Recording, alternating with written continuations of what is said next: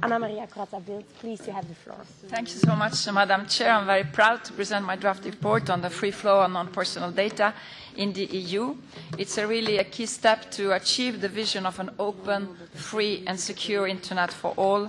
What we are doing is to create a level playing field, actually, for companies by removing barriers, borders and burdens so that they can compete globally. This regulation de facto will establish the fifth freedom of movement in the EU, the freedom of movement of data. And it is a key pillar of the digital single market. It has the potential to create great efficiency gains throughout the value chain. It is crucial in areas like development of cloud computing, big data, artificial intelligence. It will enable economies of scale and boost innovation. Let me just give you some figures because they speak by themselves on the importance of this regulation.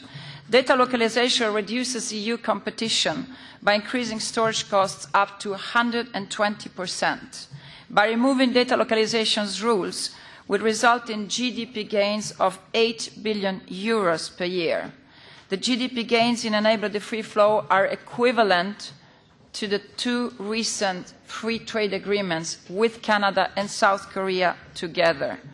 And the value of the EU digital economy was estimated almost 60 billion in 2016 and an almost 10% increase from 2015. And now it has the potential to reach 106 billion in 2020. So this proposal is crucial to unlock that potential for growth. And our goal is really to remove national data localization rules and maximize the benefits of free flow. There are three main benefits of this proposal.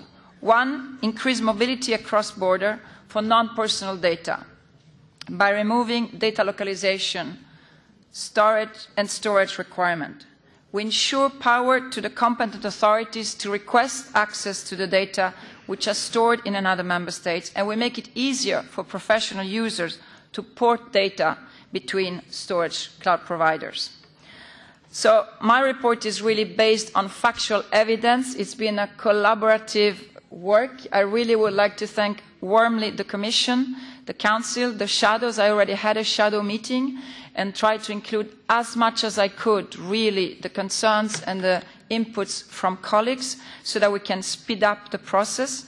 And of course, I would like to thank the Secretariat, the legal advisor, the policy department, and the stakeholders who gave us very important expertise, competence, input, knowledge on a dossier that is very, very technical. So what my report focuses on is 5 key areas: the public security exception, the access to data for public authorities, the mixed data sets, the porting of data, and the review. It's a lot of clarification that is really driven by questions that we got from the stakeholders. On the scope, I clarify and underline that free flow of data should benefit both private and public authorities. It does not mean that companies and public authorities are obliged to outsource their data in another member state outside the country, but it simply means that member states cannot prohibit it unless on grounds of public security. And there has also been some confusion that I try to clarify that FFoD applies to all levels of governance, national, regional and local, and includes also restriction, both regulatory and administrative, from national, regional and local authorities. On the exception of public security, obviously we respect the treaties, and I drew very much on the treaties and on the existing jurisprudence to explain and clarify to the extent possible what is covered within the public security exception, and we suggest to narrow it to the imperative grounds of public security. On the issue of access to data for public authorities, to be fair, I said many times that under no circumstances this should be used by companies to withhold information from competent authorities for legal use. So in this spirit, I propose to make it easier for public authorities to access the data stored outside of their member states. And I also clarify that in case one member state is forced to request assistance from another member state through the points of single contact, access to the premises where the servers are located in the other member states should be given in accordance with the laws of the host member states. On mixed data sets, colleagues, let's be clear. There is no overlap between the GDPR, General Data Protection Regulation, which is going to enter into force in May, and the regulation that we are working on. They are different, they have different scopes. But together, hopefully, they will create the European free data space. So on mixed data sets, what personal data will be covered by GDPR and non-personal data will be covered by this regulation. But when mixed data sets are inextricably linked, unboundable, and we can identify the ones that are personal, but we cannot separate them, or it's too costly to separate it, which is actually, according to the experts, where we're heading to. The development is going to be more and more mixed data with more and more non-personal data in the mixed data set. So sometimes in this mixed data, when you have a majority of data that is non-personal, you can have, according to the experts, some data that are personal. There can be a few names, some emails, administrative kinds of data.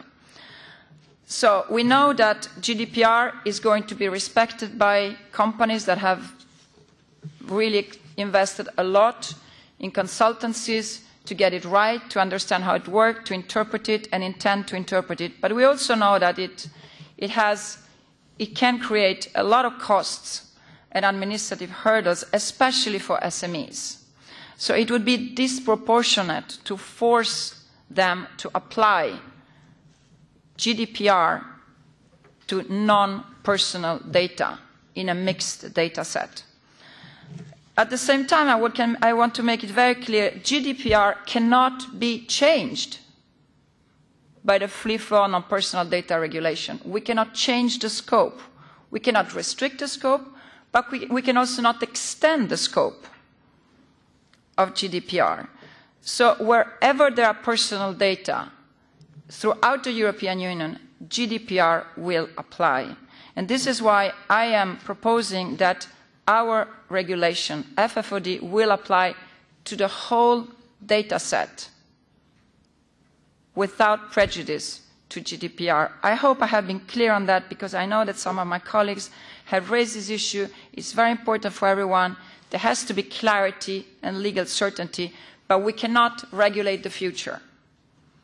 This is why I have also proposed that the Commission brings forward guidelines. We have learned the lesson from GDPR, where the stakeholders have been screaming blood to get indications on how to interpret it and guidelines. And finally, 5 minutes after 12, we have got something. So I already put it in the regulation that the Commission has to present guidelines before the regulation enters into force, hoping that that will help.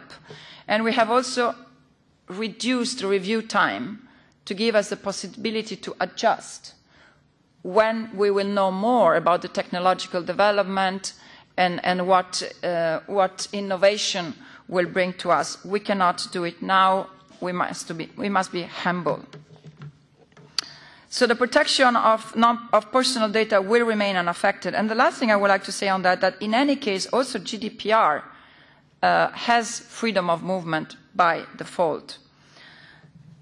On the issue of porting of data, free flow of data also means that the users should be able to change cloud service provider. And then I agree with the Commission that it is the market players that are best suited to create the rules. So I am in favor of the self-regulatory codes of conduct. However, of course, this is not a carte blanche for stakeholders and the industry. It has to be done within a limited time, and it has to be done according to a framework. That's why we have asked the Commission not only to facilitate and encourage the process, but also to monitor it. I believe that it's really important to have a good balance in the process so that also the user side is equally represented in the process. We have also listened to the stakeholders who have unanimously asked for more time, and also experience from previous codes of conduct shows that there is a need for more time, and that's why I have proposed to have 2 years in total as a time frame for the codes of conduct. I also have reduced the more prescriptive parts because I think they are not helpful. The code of conducts are better. The industry has more competence than we have in coming up with codes of conduct. On the review, well, the review is important for me as an evaluation. It doesn't mean that we revise. The Commission should present a report to the co-legislation, and if there's a need of revision, that should be done by the co-legislators, based on an assessment of the development of technology, the development of innovation, and everything that we cannot know now. That's why I have proposed to shorten the review from 5 to 3 years to give us a possibility to adjust with technological development.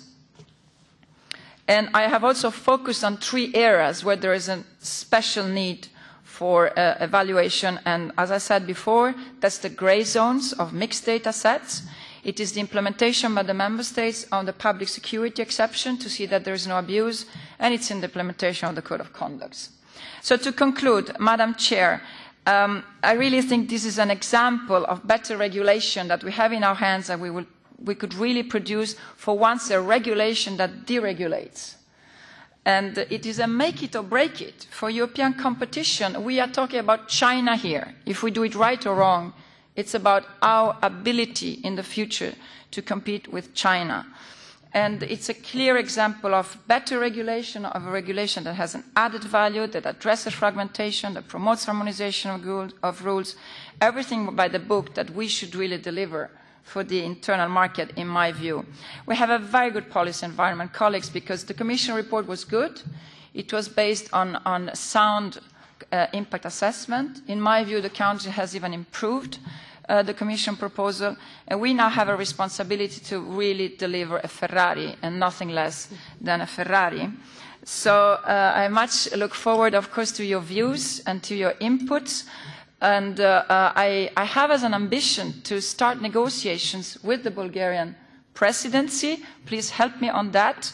Let's talk clearly and fast about anything that is your concerns, but let's move fast to deliver this regulation. Thank you, Madam Chair.